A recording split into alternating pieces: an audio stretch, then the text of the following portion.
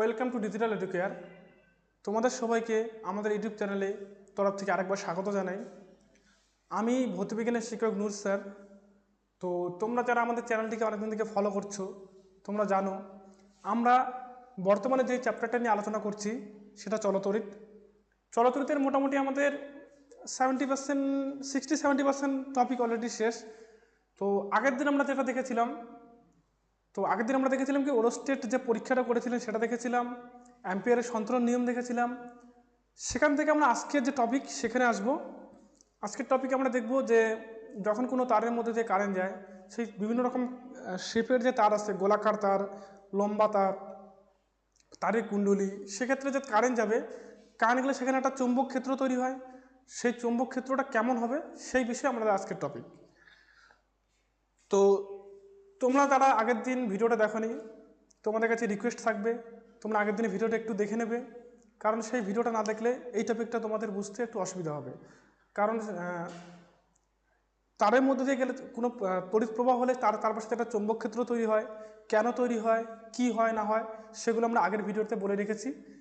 আজকে আমরা যেটা বলবো যে বিভিন্ন রকম তারের ক্ষেত্রে চৌম্বক ক্ষেত্রটা কেমন হয় সেটা আমরা দেখব। তো চলো বেশি দেরি না করে আমরা আজকের টপিকে আসি। প্রথমেই আজকের টপিকটা আলোচনা করার আগে আমাদের প্রথমে যে বিষয়টি নিয়ে আলোচনা করতে হবে, দক্ষিণ হস্ত মুষ্টি নিয়ম। তার আগে আমাদের এটা জানতে হবে চৌম্বক বলরেখা কি। চৌম্বক বলরেখা যদিও তোমাদের সিলেবাসের জিনিস না, তোমাদের পরীক্ষাতে কোনোদিন আসবে না, কিন্তু তোমাদের একটা সাধারণ ধারণা থাকা উচিত যে চৌম্বক বলরেখা বলতে কী বোঝানো হচ্ছে।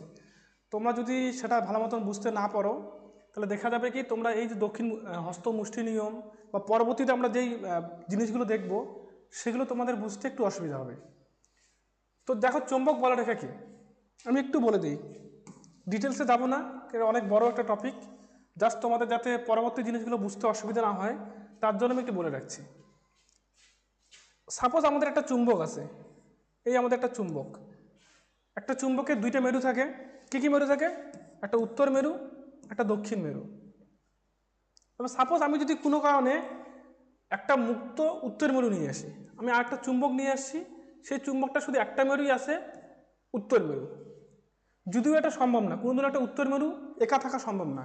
যেখানে একটা উত্তর মেরু থাকবে সেখানে দক্ষিণ মেরু অবশ্যই থাকবে। উত্তর মেরু একা বা দক্ষিণ মেরু একা থাকতে পারে না।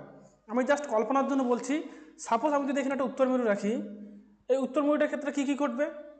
আমরা জানি চুম্বকের উত্তর মেরুকে আকর্ষণ করে, চুম্বকের উত্তর মেরুকে বিকর্ষণ করবে। আবার চুম্বকের উত্তর মেরু দক্ষিণ মেরুকে আকর্ষণ করবে। মানে সমজাতীয় যেগুলো মেরু থাকবে তারা পরস্পরকে বিকর্ষণ করে, আর বিপরীত জাতীয় যেগুলো মেরু থাকবে তারা পরস্পরকে আকর্ষণ করবে। তাহলে এক্ষেত্রে কী করবে? এই উত্তর মেরুকে কী করবে? বিকর্ষণ করবে, মানে একে ঠেলে দেওয়ার চেষ্টা করবে। আবার এই যে দক্ষিণ মেরুটা আছে, উত্তর মেরুকে কী করবে? আকর্ষণ করবে। ঠিক আছে, তাহলে এখানে দুইটা বল কাজ করবে, উত্তর মেরু তাকে ঠেলে দিবে, দক্ষিণ মেরু তাকে টানবে। তো এক্ষেত্রে নিশ্চয়ই চুম্বকটা কি একটা, যেদিকে ওর নেট ফোর্স থাকবে বা মোট বল, লব্ধি বলটা যেদিকে কাজ করবে সেদিকেও মুভ করবে। তো এই যে উত্তর মেরুটাকে যদি আমি এখানে রাখি, দেখা যায় এই মেরুটা এইরকম একটা পথ নিয়ে ও চলবে, মানে এই মেরুটা এদিকে ঘুরে আসবে, এরকম করে কি এখানে আসবে। ঠিক আছে, তো আমি যে একটা উত্তর মেরু রাখি, সেটা উত্তর মেরুটা কি উত্তর মেরু বিকর্ষণ করবে, আবার দক্ষিণ মেরু আকর্ষণ করবে। এর জন্য সে কি এরকম একটা পথ বরাবর এদিক থেকে এদিকে আসবে, যেই পথটাকে উত্তর মেরু থেকে শুরু হবে, ঘুরে এসে দক্ষিণ মেরুতে এসে টাচ করবে। ঠিক আছে, তো এই যে আমি একটা রেখা পাচ্ছি বা একটা পথ পাচ্ছি, যেটাকে কাল্পনিক রেখা, যেটা বাস্তবে আমরা দেখতে পাবো না, একটা চুম্বকের চারপাশে এরকম রেখা আমরা কল্পনা করি যে আমি যদি এখানে একটা উত্তর মেরু রাখি, সেটা এই পথে এসে এদিকে আসবে। তো এই পথটাকে বা রেখাটাকে আমরা কি বলি? চৌম্বক বলরেখা বলি। ঠিক আছে, এই চৌম্বক বলরেখাই চৌম্বক ক্ষেত্রটা কেমন সেটা নির্দেশ করে, বা চৌম্বক ক্ষেত্রের অভিমুখটা কেমন সেটা নির্দেশ করে। সেটা একটা বড় টপিক, সেটাতে আমি যাচ্ছি না। তো এটুকু মনে রাখো, যদি বলে চৌম্বক বলরেখা কি, আমরা সিম্পলি বলতে পারি কোনো একটা চুম্বকের পাশে বা চৌম্বক ক্ষেত্রের কোনো একটা বিন্দুতে উত্তর মেরুকে রাখলে, উত্তর মেরুটা কেমন? মুক্ত উত্তর মেরু, মানে উত্তর মেরুটা একা থাকবে, তার সাথে কোনো দক্ষিণ মেরু থাকবে না। কোনোটা মুক্ত উত্তর মেরুকে রাখলে চৌম্বক ক্ষেত্রের মধ্যে সে যেদিকে সে যেই পথ অবলম্বন করে সে চলাচল করবে, সেই পথটাকে আমরা কি বলি? চৌম্বক বলরেখা বলি। ঠিক আছে, ক্লিয়ার হলো? এবার আমরা আসি কি দক্ষিণ হস্ত মুষ্টি নিয়ম। আচ্ছা, এই নিয়মটা কি বলছে? বলছে আমরা একটা তারের মধ্যে দিয়ে কারেন্ট যাচ্ছে, কারেন্ট গেলে কি সেটা চৌম্বক ক্ষেত্র তৈরি করবে। আমরা আগের দিন জেনেছি এটা, যে কোনো তারের মধ্যে দিয়ে তড়িৎ গেলে তার চারপাশে একটা চৌম্বক ক্ষেত্র তৈরি হয়। চৌম্বক ক্ষেত্র তৈরি হলে তার একটা দিক থাকবে, সেই দিকটা আমরা এই সূত্র থেকে বের করতে পারি। চৌম্বক ক্ষেত্রের যে দিক থাকবে সেটা কেমন হবে সেটা আমরা কী থেকে বের করতে পারি? দক্ষিণ হস্ত মুষ্টি নিয়ম থেকে বের করতে পারি। আর চৌম্বক ক্ষেত্রের দিক মানে আমরা জানি চৌম্বক বলরেখার দিক, এটা মনে রাখবে। চৌম্বক ক্ষেত্রের দিক মানে কি? চৌম্বক বলরেখার দিক। এবার এখানে নিয়মটা কি বলছে?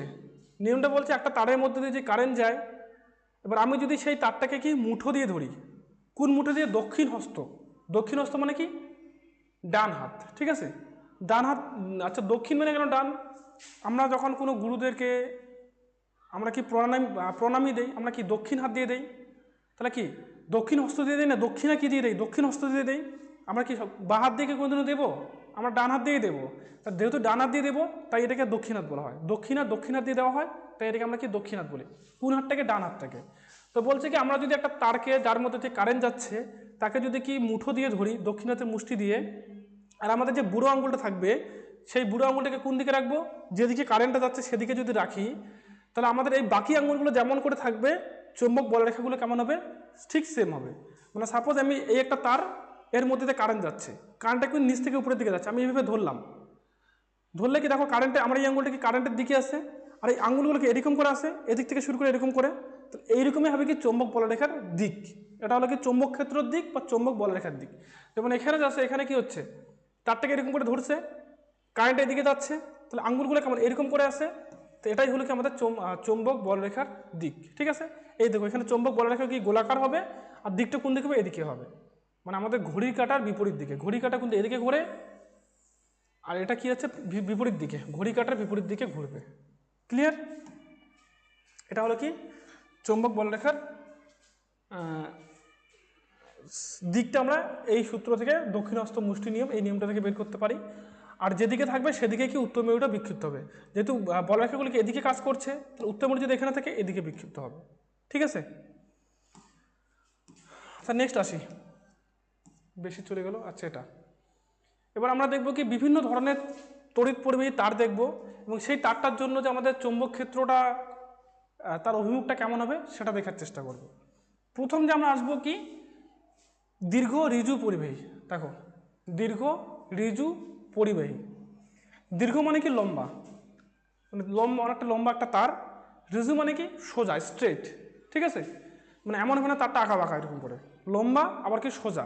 এরকম একটা তার যে আছে, এই তারের মধ্যে দিয়ে যদি কারেন্ট যায়, কারেন্ট গেলে তার চারপাশে চৌম্বক ক্ষেত্র যে তৈরি হবে, তার দিকটা কেমন হবে? আমরা আগেও দেখলাম, এই একটা তার আছে, আমি কি করলাম? এইভাবে ধরবো আঙুল দিয়ে, আমরা কি আগের নিয়মটা দিয়ে দেখবো। তাহলে এখানে আমাদের চৌম্বক বলরেখাগুলো কেমন হবে? এইরকম হবে, মানে এইরকম হবে, ঠিক আছে। দিকটা কেমন হবে? এদিকে হবে, মানে এদিক থেকে এদিকে হবে। এটা হলো আমাদের চৌম্বক বলরেখাগুলোর দিক। এরকম অনেকগুলো বলরেখা থাকবে, একটা থাকবে না, অনেকগুলো বলরেখা থাকবে, অনেক যতগুলো আছে এরকম অনেকগুলো বলরেখা এখানে থাকবে। প্লাস এখান থেকে আরেকটা জিনিস মনে রাখতে হবে, যেখানে ডিরেকশনটা কোন দিকে হচ্ছে, তোমরা ঘড়ি কাটার ঘড়ির বিপরীত, ঘড়ির বিপরীতে আর কি। তো দেখো ঘড়ি কাটা কোন দিকে ঘোরে? ঘড়ি কাটা এদিকে ঘোরে, উপর থেকে এরকম করে ঘুরে, মানে এটা হয় কি ঘড়ি কাটার দিক। আর এখানের দিকটা কি হচ্ছে? ঘড়ি কাটার বিপরীত, এটা হচ্ছে এদিকে। তাহলে এখানে হচ্ছে দিকটা হবে কি ঘড়ি কাটার বিপরীত দিকে হবে, যেটাকে ইংলিশে বলা হয় কি অ্যান্টি ক্লকওয়াইজ। এটা কি ক্লকওয়াইজ আর অ্যান্টি ক্লকওয়াইজ। যেহেতু এখানে যে ডিরেকশনটা কি হচ্ছে ঘড়ি কাটার বিপরীত দিকে, ঘড়ি কাটা যেদিকে ঘোরে তার বিপরীত দিকে ঘুরছে, তাই এটাকে বলা হচ্ছে কি অ্যান্টি ক্লকওয়াইজ। আর বাংলায় বলা হয় কি বামাবর্ত, এটা মনে রাখবে। হ্যাঁ, কি বলা হয় এটাকে? বামাবর্ত হবে। এবার যদি আমি কি করি, তড়িৎটা যদি উল্টা পাশে যায়, এটাতে দেখলাম মানে একটা কেসের ক্ষেত্রে এখানে তড়িৎটা কোন দিকে যাচ্ছিল? নিচ থেকে উপরের দিকে যাচ্ছিল। এবার যদি তড়িৎটা উপর থেকে নিচের দিকে আসে, এদিকে আসছে, উপর থেকে নিচের দিকে, তাহলে আমাকে কি করতে হবে? এটাকে এইভাবে ধরতে হবে, আঙুলটাকে কি নিচের দিকে রাখতে হবে, কারণ কারেন্ট যেদিকে যায় আমার এই আঙুলটাকে সেদিকে রাখতে হবে। তাহলে এইভাবে রাখবো, রাখার ফলে এবার কি হবে? আমাদের চৌম্বক বলরেখা এরকম হবে, মানে এটাও গোলাকারই হবে, দিকটা কি হবে? এদিক থেকে এদিকে হবে। তা ঘড়ি কাঁটা যেদিকে ঘোরে আমার কি এবার যে চৌম্বক ক্ষেত্রের দিকটা একই দিকে হবে।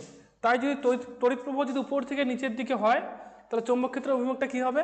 দক্ষিণাবর্ত হবে। দক্ষিণাবর্ত মানে কি ক্লকওয়াইজ, ক্লক মানে ঘড়ি, ওয়াইজ ক্লক মানে ঘড়ির কাঁটা যেদিকে ঘোরে সেদিকেই হবে। তাহলে মনে থাকবে দুইটা জিনিস, যদি কারেন্টটা নিচ থেকে উপরের দিকে যায় তাহলে সেটা যে চৌম্বক ক্ষেত্রের দিকটা কি হবে? ঘড়ির কাঁটার বিপরীত দিকে, ইংলিশে বললে হবে অ্যান্টি ক্লকওয়াইজ, বাংলা যদি শুদ্ধ করে বলি সেটা হবে কি বামাবর্ত।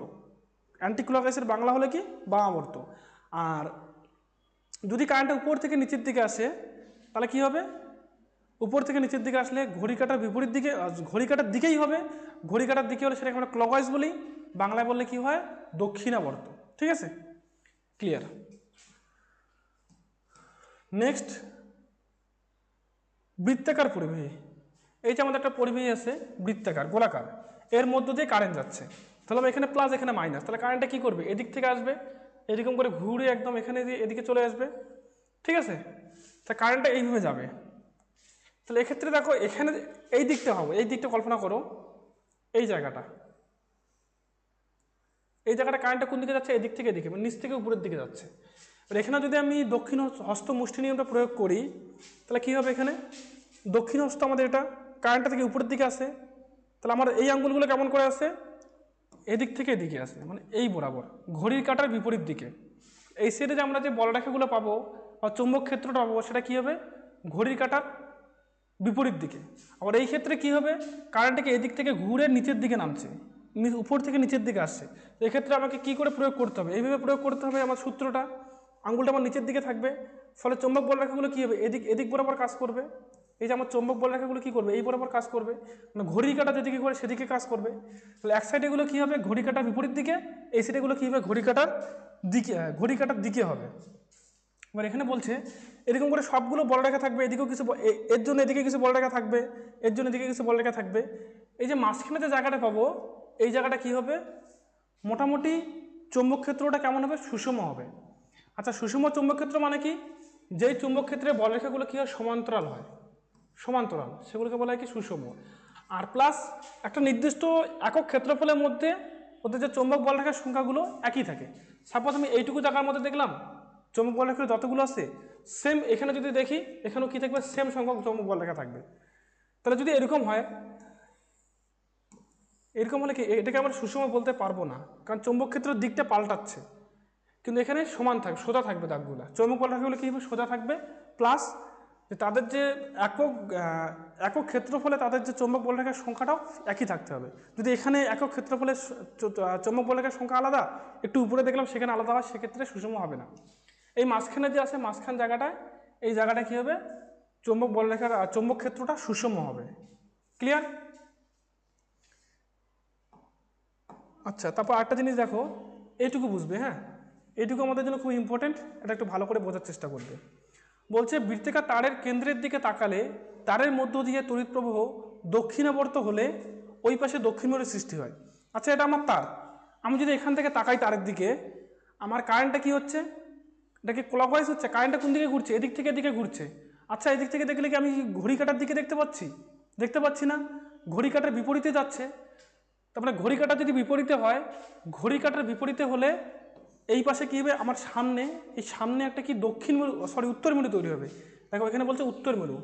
যদি আমি কারেন্টের তারটার দিকে তাকাই, আর তারের যদি প্রবাহটা যদি কি বামাবর্ত হয় বা অ্যান্টি ক্লকওয়াইজ হয়, ঘড়ি কাঁটার বিপরীতে হয়, তাহলে এই সাইডে কি উৎপন্ন হবে, উত্তর মেরু তৈরি হবে। ক্লিয়ার? আবার আমি যদি এই তারটার পিছন পাশে যাই, মানে বোর্ডের পিছনে যাই, পিছন দিকে ওই পাশ থেকে দেখি, ওই পাশ থেকে দেখলে আমার কিন্তু ঘড়ি কাঁটার দিকেই দেখতে পাবো কারেন্টটাকে। ওই সাইডে কি উৎপন্ন হবে, ওই সাইডে যেহেতু ঘড়ি কাঁটার দিকে আমি দেখতে পাবো ক্লকওয়াইজ, তাই সেখানে কি হবে, দক্ষিণ মেরুর সৃষ্টি হবে।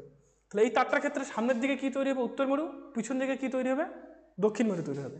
এটা ভালো করে মাথায় রাখবে। আমি যদি তারটার দিকে তাকাই, তাকিয়ে দেখি যে তারের যে কারেন্টের ডিরেকশনটা যদি ঘড়ি কাঁটার দিকে হয়, তাহলে কি তৈরি হবে, দক্ষিণ মেরু তৈরি হবে। আর যদি ঘড়ি কাঁটার বিপরীত দিকে হয়, তাহলে কি হবে, সেখানে উত্তর মেরু তৈরি হবে। এটা আমাদের পরবর্তীতে আরও কাজে লাগবে, তাই ভালো করে মাথায় সেট করে রাখবে। ঘড়ির কাঁটার দিকে হলে উত্তর মেরু, ঘড়ি কাঁটার দিকে হলে কি হবে, দক্ষিণ মেরু, আর ঘড়ি কাঁটার বিপরীত দিকে হলে উত্তর মেরু। আরেকবার বলছি, ঘড়ি কাঁটার দিকে হলে কি হবে, দক্ষিণ মেরু, ঘড়ি কাঁটার বিপরীত দিকে হলে উত্তর মেরু তৈরি হবে। ক্লিয়ার? চলো আমরা নেক্সটে যাই। বলছি কি সলিনয়েড, সলিনয়েডের ক্ষেত্রে কি হবে। আচ্ছা, সলিনয়েড মানে এরকম, হ্যাঁ, একটা আমি কোনো একটা ধাতব চোঙ নিলাম, চোঙ নিয়ে তার মধ্যে তার পেঁচিয়ে দিলাম, এরকম করে তার যদি পেঁচাই, তাহলে সেটাকে আমরা কি বলি, সলিনয়েড। আর অবশ্যই আমি যে তারটা পেঁচাচ্ছি, যে একটা আমি তারটাকে এরকম করে পেঁচাবো, তো এগুলো তো আমাদের একটা বৃত্ত বলতে পারি। এই বৃত্তগুলো যে কেন্দ্রগুলো থাকবে, তারা কি একই সরলরেখা থাকবে বা সমকেন্দ্রিক হবে। মানে আমি এরকম একটা দাগ টানবো, এই দাগের মধ্যে কি হবে, সবগুলো কেন্দ্র পড়বে। যদি কেন্দ্র না পড়ে, সেটাকে আমরা সলিনয়েড বলতে পারবো না। পাকগুলোতে পড়বে, পাকের যে কেন্দ্রটা থাকবে সেই চোঙটাতে আমি নিচ্ছি, চোঙের কেন্দ্রটা যেটা থাকবে সেই তারের কেন্দ্রটাও কি একই জায়গায় থাকবে। ক্লিয়ার? তবে আমরা সেটাকে সলিনয়েড বলবো। এবার এই সলিনয়েডের মধ্যে দিয়ে যখন কারেন্ট যাবে সেখানে চৌম্বক ক্ষেত্র তৈরি হবে, সেই চৌম্বক ক্ষেত্রের দিকটা কেমন হবে সেটা আমাদের জানতে হবে। আচ্ছা দেখো, এই যে আমাদের ছবিটা একটু ক্লিয়ার নেই, আমি একটু নিজের ছবি এঁকে দেখানোর চেষ্টা করি। আমি একটু ফাঁকা জায়গা নেই, ফাঁকা জায়গা নেই, কোথায় নেই, এখানে নেই। দেখো আমি এই যে আমার যে শুধু তারটাকে দেখাচ্ছি, ঠিক আছে, আমরা এই যে চোঙটা আছে চোঙটাকে আমি নিচ্ছি, মানে এটাকে বাদ দিচ্ছি, শুধু তারটাকে দেখাচ্ছি। আমার কি এরকম হবে, এটা আমার তার, আমার কারেন্টটা কি করছে এদিক থেকে এদিকে যাচ্ছে। তাহলে এই যে প্রথম বৃত্তটা কারেন্টটা কি করবে, এদিক থেকে আসবে, এদিকে আসবে, এদিকে বেরিয়ে যাবে। তো দেখো আমি যদি এদিক থেকে তাকাই, কারেন্টটা কি হচ্ছে এরকম করে ঘুরছে, এটা কি ঘড়ি কাটার দিকে। আমি যদি এই সাইড থেকে যদি তারটাকে তাকাই তাহলে এইভাবে কারেন্টটা যাচ্ছে, এইভাবে কারেন্ট গেলে কি, কারেন্ট গেলে সেখানে কি হয়, যদি আমি কোনো বৃত্তাকার তারের মধ্যে দিয়ে কারেন্ট যায়, সেই বৃত্তাকার তারের মধ্যে কারেন্টটা যদি কি ঘড়ি কাটার দিকে হয়, সেখানে কি মেরু তৈরি হয়, দক্ষিণ মেরু তৈরি হয়। আমরা একটু আগেই দেখলাম ঘড়ি কাটার দিকে মুভ করলে কারেন্টটা সেদিকে কি দক্ষিণ মেরু তৈরি হবে। তার বিপরীত পাশে পিছন পাশে কি তৈরি হবে, উত্তর মেরু। সামনের দিকে তৈরি হবে দক্ষিণ মেরু, এটার পিছন দিকে তৈরি হবে কি উত্তর মেরু। আবার সেমভাবে এই যে তারটা এদিকে কারেন্ট যাচ্ছে, এর জন্য কি সামনে আবার তৈরি হবে কি দক্ষিণ মেরু, পিছনে তৈরি হবে কি উত্তর মেরু। এর জন্য সামনে তৈরি হবে কি দক্ষিণ মেরু, পিছনে তৈরি হবে কি উত্তর মেরু। এটার জন্য আবার কি পিছনে তৈরি হবে কি, সামনে তৈরি হবে দক্ষিণ মেরু, পিছনে তৈরি হবে কি উত্তর মেরু। এর ক্ষেত্রে কি সামনে তৈরি হবে দক্ষিণ মেরু, পিছনে তৈরি হবে কি উত্তর মেরু। ঠিক আছে? তাহলে যেহেতু এই মাঝখানেগুলো দেখো উত্তর দক্ষিণ দুইটাই তৈরি হচ্ছে, মাঝখানে সবগুলো এখানে যতগুলো আছে সবগুলো কি উত্তর দক্ষিণ তৈরি হচ্ছে। তাহলে এক একটা মেরু আরেকটা মেরু কি ক্যান্সেল আউট করে দেবে, উত্তর মেরুটা দক্ষিণ মেরুকে ক্যান্সেল আউট করে দেবে, মানে জিরো করে দেবে। শুধু কি সামনের দিকে একটা দক্ষিণ মেরু থাকবে, পিছন দিকে একটা উত্তর মেরু থাকবে। ক্লিয়ার? তাহলে আমি যদি একটা সলিনয়েডের মধ্যে তড়িৎ পাঠাই, তাহলে তার দুই প্রান্তে একদিকে উত্তর মেরু থাকবে, একদিকে দক্ষিণ মেরু থাকবে, আর মাঝখানে কোনো মেরু থাকবে না, মাঝখানে কিচ্ছু থাকবে না। ঠিক আছে? তাহলে এটাকে আমরা কি করতে পারি, এটাকে একটা দণ্ড চুম্বকের সাথে তুলনা করতে পারি। দণ্ড চুম্বক মানে কি, আমি যদি একটা চুম্বক নেই, এটা উত্তর মেরু, এটা দক্ষিণ মেরু, আমাদের এরকম বলরেখা পাই না, এরকম করে বলরেখা পাবো, উত্তর মেরু দক্ষিণ মেরুর মধ্যে এরকম করে বলরেখা পাবো। ঠিক আছে? এখানে আমরা কি সেম এরকম একটা জিনিস পাবো। ঠিক আছে? এখানে আমরা কি পাবো, সেম একটা জিনিস পাবো, একদিকে আমরা উত্তর মেরু থাকবে, একদিকে দক্ষিণ মেরু থাকবে, প্লাস এখানকার যদি বলরেখাগুলো দেখি, এগুলো বলরেখাগুলো এরকম হয়। ঠিক আছে? একদম আমাদের দণ্ডচুম্বক যেমন হয় সেম আমাদের এখানেও কি বলরেখাগুলো এরকম করে থাকে, প্লাস আমাদের কি দুই পাশে দুইটা মেরু তৈরি হয়। এই জন্য আমরা কি করতে পারি, একটা সলিনয়েডকে দণ্ডচুম্বকের সঙ্গে তুলনা করতে পারি। ক্লিয়ার? যাই হোক, আমরা এই কয়েকটা টপিক আজকে দেখলাম। তো নেক্সট দিন আমরা নিশ্চয়ই আরও কিছু ভালো কিছু জিনিস নিয়ে আসবো, তোমরা আমাদের সঙ্গে থাকবে। তোমাদের কাছে রিকোয়েস্ট থাকবে তোমরা আমাদের চ্যানেলটিকে সাবস্ক্রাইব করবে, এবং আমাদের যে আগের ভিডিওগুলো আছে তোমরা যদি না দেখে থাকো অবশ্যই একবার চেক করে নেবে, কারণ সেখানে আমাদের প্রত্যেকটা টপিক এরকম সুন্দর প্রেজেন্টেশনের মাধ্যমে তোমাদের সামনে উপস্থাপন করে থাকি। আশা করি তোমরা যদি সেগুলো দেখো তোমাদের সব ডাউট ক্লিয়ার হবে। আর আমাদের চেষ্টা এটাই, তোমরা যাতে মাধ্যমিকে ভালো রেজাল্ট করো। তোমরা যদি রেজাল্ট করতে পারো আমাদের অনেক ভালো লাগবে, আমরা অনেক খুশি হব, কারণ একজন টিচারের সফলতা ছাত্রের ভবিষ্যতে, তার ভবিষ্যৎ যদি ভালো হয় তাহলে একজন টিচার অবশ্যই নিজের মন থেকে খুশি হয়ে যায়। তো তোমাদের এটুকুই কথা থাকলো, তোমরা আমাদের ভিডিওগুলো দেখতে থাকো, আমাদের সঙ্গে থেকো। তোমাদের সবাইকে অনেক ধন্যবাদ, থ্যাংক ইউ।